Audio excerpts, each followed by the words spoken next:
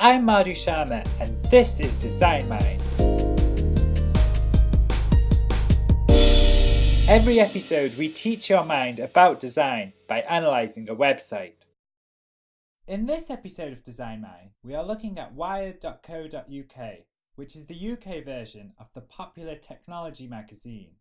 Magazines and the web are two fundamentally different mediums, but Wired.co.uk does a good job of recreating the magazine experience in a manner that respects the strengths of the web. In this episode, we are going to look at how Wired transfers the magazine article browsing experience to the web. In the next episode, we will look at how Wired streamlines the traditional web browsing experience, how Wired transfers the magazine reading experience to the web.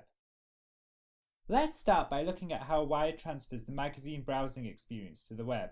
Magazines have an interesting browsing experience, as the pages are not read in order.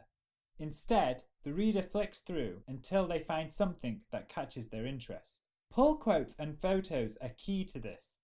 A pull quote summarizes key paragraphs of an article and draws attention to them.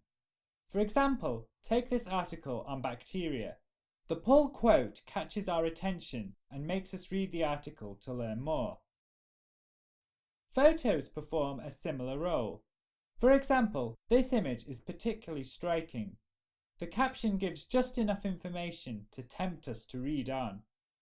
There is an element of serendipity to the flicking experience, as you don't know exactly what you will see as you move through the pages. The web experience shares some of these qualities, but it is also quite different. If we look at the Telegraph homepage, we can see that there are plenty of articles, but browsing through them is very different from looking at a magazine, as it isn't a very image-led experience. There are images, but they are quite small. The reader relies on the headlines to catch their attention. Another key difference is that the web is more of a category-based experience. When looking for articles on a website, we first select a broad category and then go down to more specific categories until we find the article that interests us. Now let's look at the Wired magazine homepage. The sidebar on the left allows for the traditional category-based experience, but the primary way the user accesses articles is through this central tiles interface. The tiles are laid out horizontally, and the page is an endless scroller, with new articles automatically loading up when the user reaches the end. The key feature is the use of images. The tiles allow the images to be large, making it easier for the articles to catch our attention. Some tiles even fill the screen, which strengthens the impact of the images. The user experience is very similar to flicking through the pages of a magazine. As great as it does have a few issues. Using the scroll bar at the bottom is quite awkward, especially when new articles load in.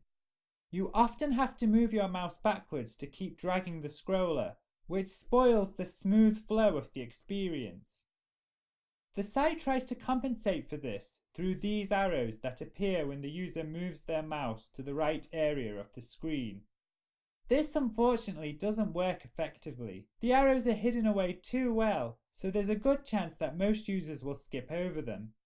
Worse still, when clicking on the arrows, it moves the page one screen at a time, instead of smoothly scrolling it. This results in a jerky visual experience, which isn't particularly appealing. Let's now analyse how the tiles work on mobile.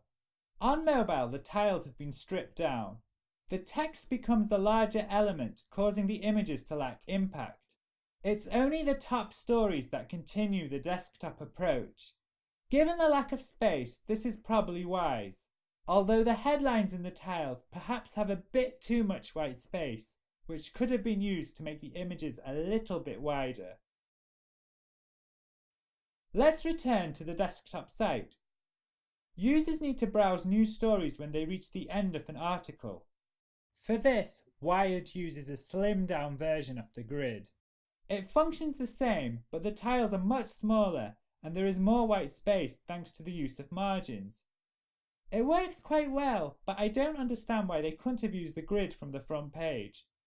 Not only is that a more engaging visual experience, but it would have established a stronger sense of continuity in the site.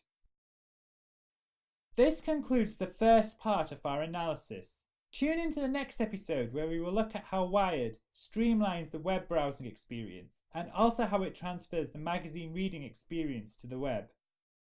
That's it for this episode of Design Mind. A new episode is released every Monday and Thursday. Find us on the web at www.designmind.info. Our YouTube channel is youtube.com/designmindinfo. You can also find us on iTunes.